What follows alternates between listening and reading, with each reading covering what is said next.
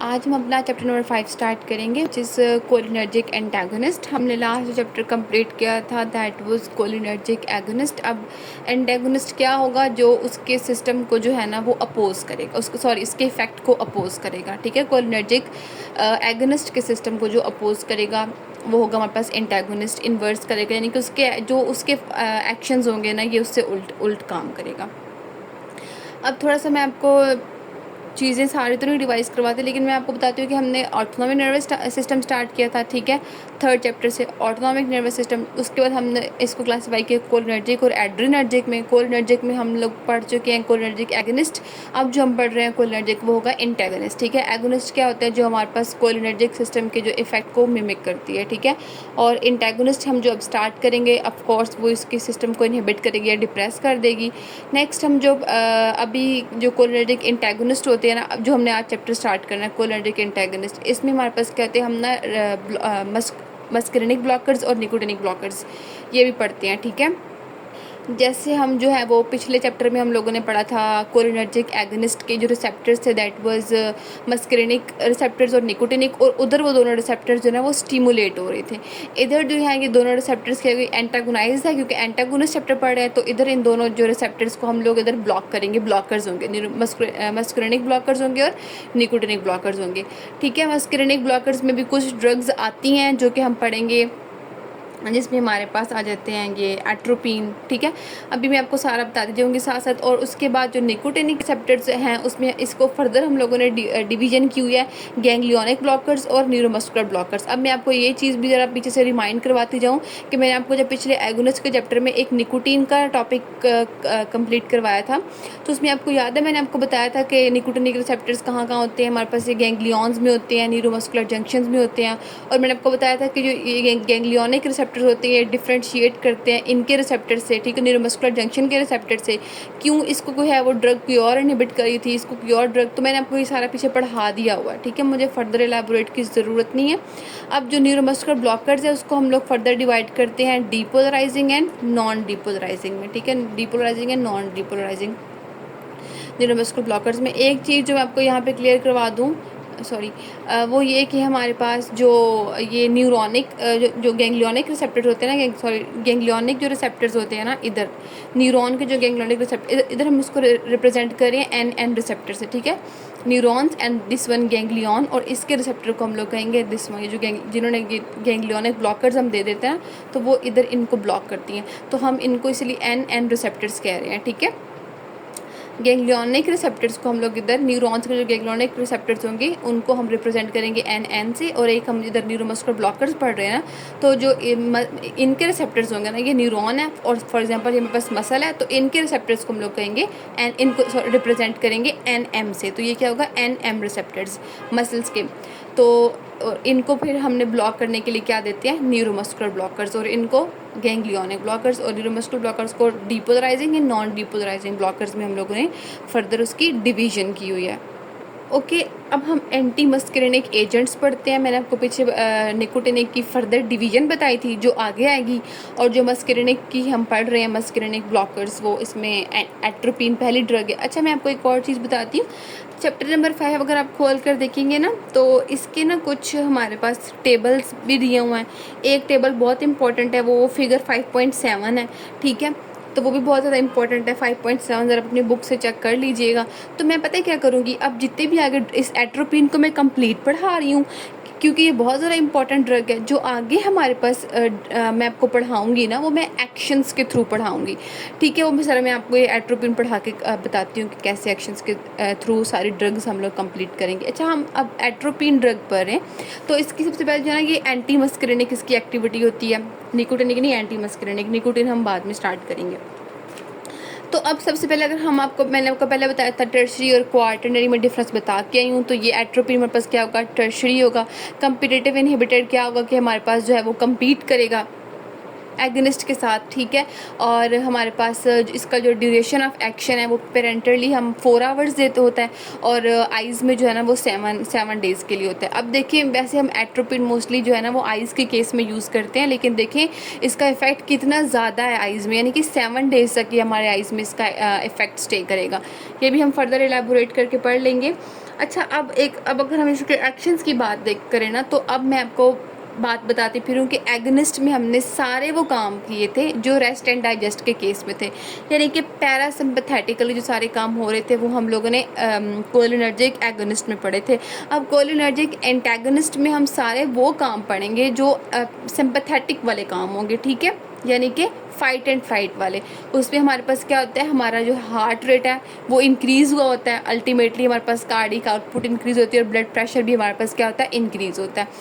अगर हम लोग आइज़ की केस में देखें तो हमारे पास जो पीछे हम लोगों ने पढ़ा था पिछले चैप्टर में, एगनिस्ट के केस में हमारे पास जो है वो मायोसिस हुई होती थी, पीपल कंस्ट्रिक्ट होता था, इधर हमारे पास पीपल डायलेट होता है। अब पीपल हमारे पास ज़्यादा डायलेट है, ठीक है, तो इस वजह से जो हम ना इस केस में ना, अब देखो पीपल हमारा डायलेटर यानी कि मिडरियासिस इसको इस टर्म को हम कह रहे हैं, तो हम लोग जो है ना इसको ना यूज़ करते हैं डिफरेंट सर्जरीज़ में, यानी कि इंट्रा ऑक्यूलर सर्जरीज़ में हमारे लिए सर्जरीज़ परफॉर्म करना आसान हो जाता है जब हमारे पास प्यूपल डायलेट होता है, ठीक है। तो इसलिए हम इसको जो है ना वो इंट्रा ऑक्यूलर सर्जरीज़ में ज़्यादा यूज़ करते हैं।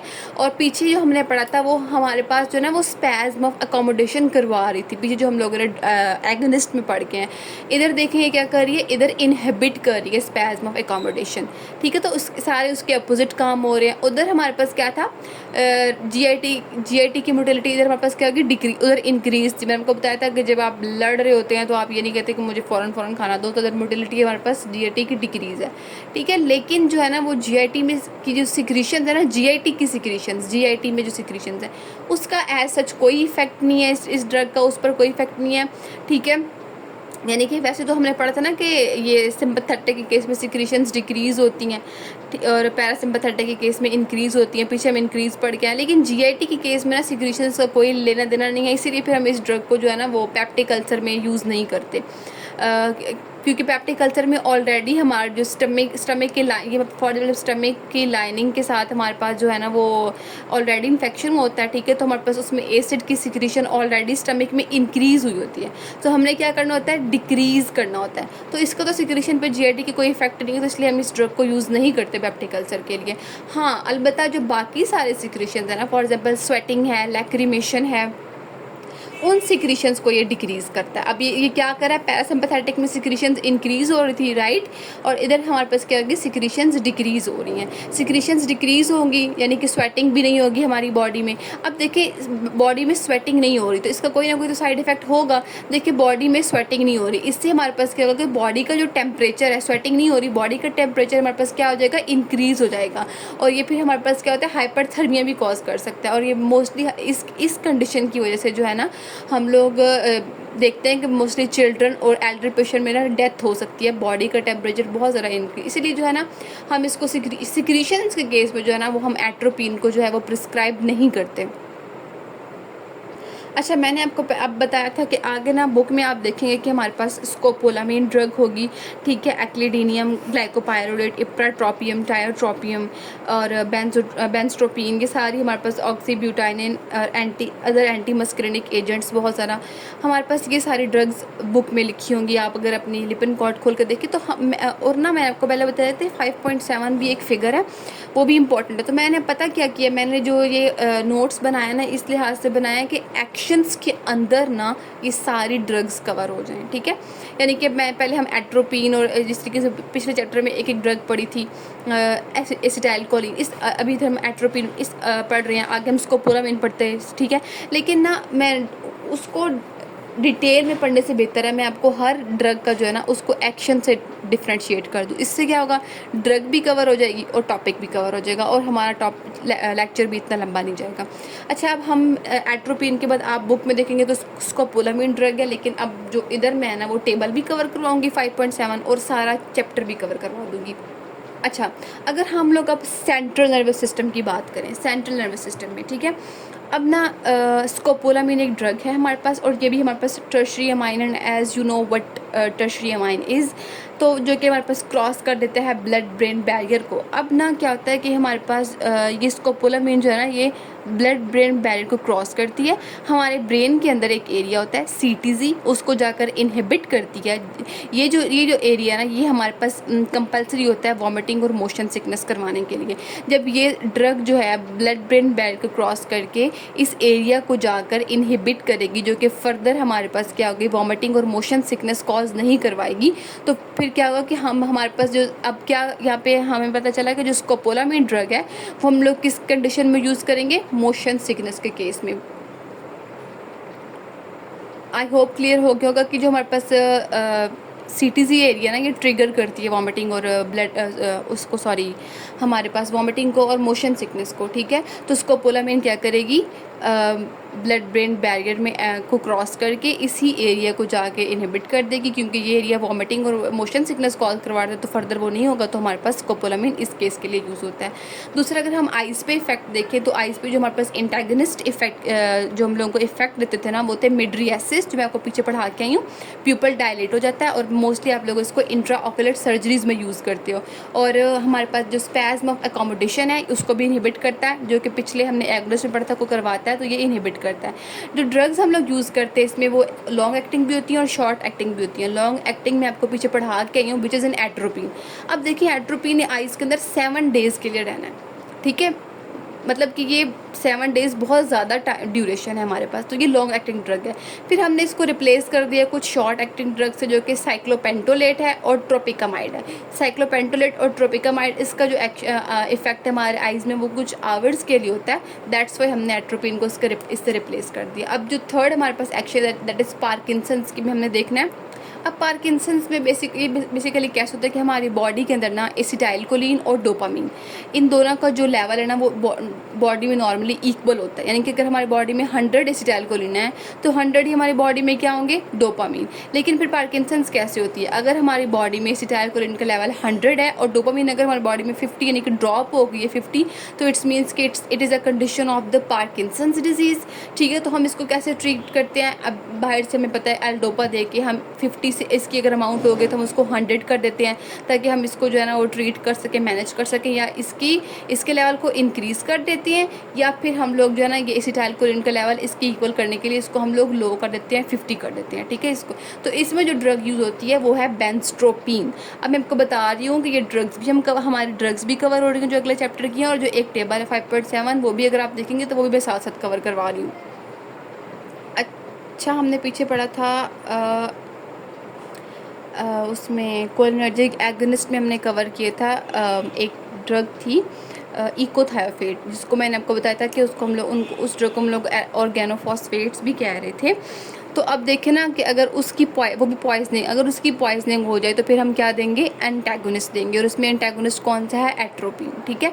अच्छा, अब हम नेक्स्ट देखते हैं ब्लैडर में इसका क्या इफेक्ट है। देखिए, हमारे पास जो नॉर्मली पिछले हमने एगोनिस्ट के चैप्टर में पढ़ा था कि जो हमारे पास एसिटाइलकोलिन है ये M3 रिसेप्टर पर जाके एक्ट करती है, ठीक है। M3 रिसेप्टर्स क्या करते हैं, हमारे पास जो रेट्रोसल मसल्स है उसको कॉन्ट्रैक्ट करवा के स्फिंक्टर को रिलैक्स करके यूरिनेशन करवाती है, ठीक है। ये क्या इफेक्ट था, यूरिनेशन करवाती है। तो ये नॉर्मल जो एक्शन था ना वो हमारे पास था एगोनिस्ट का। अब हमने क्या करवानी है, यूरिनरी रिटेंशन करवानी है, तो हम लोग क्या देंगे, कोलिनर्जिक एंटागोनिस्ट देंगे। ओके सॉरी, मुझे लग रहा था काफ़ी ज़्यादा हिल रहा था। अच्छा, तो अब ना हाँ स्टार्ट कर तो बाहर से एसिटाइलकोलिन वाले केस में हमारे पास क्या होता है, यूरिनेशन हो रही थी। अब हमने एंटागोनिस्ट के केस में क्या करना है, यूरिनेशन को कम करवाना है, तो हम लोग क्या देंगे उसको, यही एंटी कोलिनर्जिक या फिर कोलिनर्जिक एंटागोनिस्ट देंगे, ठीक है। फॉर एग्जांपल, एक पेशेंट आपके पास आया जिसको बहुत ज़्यादा यूरिनेशन है, ओवर रिएक्टिव उसका ब्लैडर है, फ्रीक्वेंट उसको यूरिनेशन हो रही है, तो आप उसको M3 ब्लॉकर्स यानी कि ये एंटागोनिस्ट दोगे, जो कि उसकी क्या करवाएगा, यूरिनरी रिटेंशन करवाएगा। तो मैंने एक निमोनिक बनाया है जिससे आप ये ड्रग याद कर सकते हो, विच इज ड्रग्स याद कर सकते हो। इसका निमोनिक है सॉफ्ट ब्लैडर के नाम से, ठीक है। तो ये ड्रग्स आपको फिर इस निमोनिक से याद हो जाएंगी कि S stands for solifenacin, O stands for oxybutynin, F stands for fesoterodine and T stands for trospium. तो आपको ये फिर निमोनिक याद हो जाएगा। अच्छा, अब अगर फॉर एग्जांपल आपके पास एक पेशेंट आ रहा है, ये मैं एक थोड़ा एक्स्ट्रा बता रही हूँ कि अगर आपके पास एक पेशेंट आ रहा है जिसको BPH यानी कि बिनाइन प्रोस्थेटिक हाइपरप्लेजिया है, ठीक है, तो उसमें तो ऑलरेडी पेशेंट के अंदर ऑलरेडी जो है ना वो यूरिनरी रिटेंशन हुई होती है ऑलरेडी उस पेशेंट के अंदर यूरिन, तो आप उसको जो है ना ये ब्लॉकर्स नहीं दोगे, ये एंटागोनिस्ट नहीं दोगे, ठीक है, क्योंकि वो ऑलरेडी जो है ना उसमें यूरिनरी रिटेंशन हुई है। तो ये जो ब्लॉकर्स आप देंगे तो ये भी क्या कराएगा, यूरिनरी रिटेंशन ही कराएगा। तो ये ड्रग फिर हम ये कहें कि ये कॉन्ट्रा इंडिकेटेड है, ये ब्लॉकर्स जो है ना ये सॉफ्ट ब्लैडर, ये कॉन्ट्रा इंडिकेटेड है हमारे पास इन पेशेंट्स में, ठीक है। नेक्स्ट हम ब्रोंक्यूल्स पे इनका इफेक्ट दे रहे थे, जो हमारे पास नॉर्मल पीछे एगनिस्ट क्या काम कर रहे थे कि M3 रिसेप्टर्स पे एक्ट करके ब्रोन को कॉन्स्ट्रिक्शन करवा रहे थे, ठीक है। तो अब हमारे पास क्या करेगा कि हम लोग जिससे हमारे पास क्या हो रहा था, एस्थमा सॉरी हो नहीं तरह ट्रीट कर रहा था, ठीक है। और लेकिन इस एंटागनिस्ट के केस में क्या होगा हम लोग कि हमारे पास जो ब्रोंक्यूल्स हैं उनकी क्या हो जाएगी, डायलेशन हो जाएगी। तो हमने सारे वो काम पढ़ रहे हैं जो पैरासिम्पैथेटिक के ऑपोजिट हैं, आप लोग खुद भी लिख सकते हैं। जिसमें ड्रग्स यूज़ हो रही हैं वो है इप्राट्रोपियम और टायोट्रोपियम, और जो हमारे पास टायोट्रोपियम है ये हमारे पास मोस्टली ड्रग यूज़ हो, यानी कि ये क्या करवाती है, ब्रोंक्यूल्स के केस में ये ड्रग्स क्या करवा रही है हमारे पास, डायलेशन, और जो उधर एगोनिस्ट के केस में ये जो ड्रग्स थी उनकी क्या हो रही थी, कॉन्स्ट्रिक्शन। अगर अभी आप लोग मेरा लेक्चर जो मैंने आपको पढ़ाया है ना इसको बुक से कंपेयर करें तो हमने गैंग्लियोनिक ब्लॉकर से ऊपर तकरीबन कंसाइज करके सारा पढ़ लिया। आप हैरान हो जाएंगे कि चैप्टर तो इतना लंबा है, हमने इतना जल्दी कैसे कवर लिया। हाँ जी, मैंने आपको कवर ड्रग्स भी करवा दिया, जो 5.7 टेबल था अगर आप वो भी देखें तो मैंने वो भी करवा दिया। अब जो हम नेक्स्ट स्टार्ट करेंगे that is the ganglionic blockers. मैंने आपको पहले बता दिया था गैंग्लियोनिक ब्लॉकर्स, पीछे जो स्टार्टिंग में आपको एक समराइज़ करके बता रही थी तो मैंने उसमें आपको ये डायग्राम बनाकर दिखाई थी कि गैंग्लियोनिक ब्लॉकर्स। अब इसमें हमारे पास बेसिकली जब हम गैंग्लियोनिक ब्लॉकर्स जो देते हैं ना ये इतने यूज़ नहीं होते, क्योंकि देखिए ना अगर ये हमारे पास अगर हम गैंग्लियोनिक ब्लॉकर्स दे देते हैं ना तो ये सिंपैथेटिक गैंग्लियन के जो न्यूरोट्रांसमीटर है उसको भी ब्लॉक कर देते हैं, पैरासिम्पैथेटिक गैंग्लियंस के जो न्यूरोट्रांसमीटर हैं उनको भी ब्लॉक कर देते हैं, पेरिफेरल के जो गैंग्लियोनिक न्यूरॉन तो उसको भी न्यूरोट्रांसमीटर है उसको भी ब्लॉक कर देंगे, ठीक है। देखिए ना जब हमारे पास सारे ही न्यूरोट्रांसमीटर ब्लॉक हो रहा है, सिंपैथेटिक एसिटाइलकोलिन ब्लॉक हो रहा है, पैरासिम्पैथेटिक की नॉरएपिनेफ्रिन, ठीक है, एड्रेनालिन, इसकी सेरोटोनिन, डोपामीन, जबकि सारे हमारे पास जो है वो ब्लॉक हो रहे हैं, ठीक है। तो हमारे पास आप खुद देखेंगे बॉडी पे क्या ही एक्शन परफॉर्म होगा, क्या ही ADR भी मोस्टली आ सकते हैं इससे, क्योंकि हमारे पास जो गैंग्लियोनिक रिसेप्टर पे गैंग्लियोनिक ब्लॉकर्स है, फिर इनके जितने भी गैंग्लियंस के जो सिंपैथेटिक गैंग्लियोनिक के, पैरासिम्पैथेटिक के, हम अगर गैंग्लियंस के न्यूरोट्रांसमीटर देखें तो सबके अलग अलग हैं और सबका अलग अलग फंक्शन, और अगर सब ही ब्लॉक हो रहे हैं, ठीक है, तो हमें क्या ही बॉडी पे इफेक्ट आएगा वो आप खुद ही अंदाज़ा लगा लेंगे। दैट्स वाई फिर हम लोग इन ड्रग्स को जो है ना वो मोस्टली यूज़ नहीं करते। अभी मैं न्यूरोमस्कुलर ब्लॉकर्स आपको कल ही पढ़ाऊंगी, ठीक है, लेकिन थोड़ा सा ओवरव्यू दे देती हूँ, हम इसको भी थोड़ा ओवरव्यू की फॉर्म में पढ़ेंगे। न्यूरोमस्कुलर ब्लॉकर्स ये मैंने आपको जो पीछे बता के आई थी ना, गैंग्लियोनिक ब्लॉकर्स और न्यूरोमस्कुलर ब्लॉकर्स, ये निकोटिनिक रिसेप्टर्स ही है ना दोनों, ठीक है। निकोटिनिक रिसेप्टर ब्लॉकर्स पढ़ा था गैंग्लियोनिक और न्यूरोमस्कुलर। तो गैंग्लियोनिक में हम लोगों ने देख लिया हुआ है, ठीक है। न्यूरोमस्कुलर हमने पढ़ा था डीपोलराइजिंग और नॉन डीपोलराइजिंग। अब यहाँ पर थोड़ा सा ये चीज़ जो मैंने लिखी है कवर करते हैं, बाकी इंशाल्लाह नेक्स्ट लेक्चर में कवर करेंगे। न्यूरोमस्कुलर ब्लॉकर्स हमारे पास कहते हैं, देखिए हमारे पास ये मैंने आपको पीछे बताया था कि मसल्स और ये न्यूरॉन, ठीक है, इनके फंक्शन को, एक्शन को ब्लॉक कर रही है। मीन्स जब ये इधर ब्लॉक हो रहे हैं, ठीक है, मैसेज नहीं जा रहा, तो हमारे पास मसल्स क्या करेंगे, मसल्स की कॉन्ट्रैक्शन, मसल कॉन्ट्रैक्ट ही नहीं करेंगे, इट्स मीन्स के मसल्स की हमारे पास क्या हो रही है, रिलैक्सेशन। तो इस केस में हम लोग न्यूरोमस्कुलर ब्लॉकर्स यूज़ करते हैं। अब इसकी फर्दर 2 टाइप्स हैं, non depolarizing blockers and depolarising blockers. तो ये हम लोग जो है ना वो कल कवर करेंगे इंशाल्लाह। और अपना 6 चैप्टर की जो इंट्रोडक्शन है ना कि वो इंट्रोडक्शन बेसिकली वो भी हम लोग कल स्टार्ट कर देंगे, ठीक है। ओके, टिल दैट अपना बहुत सारा ख्याल रखिएगा। Thank you so much. अल्लाह हाफिज़।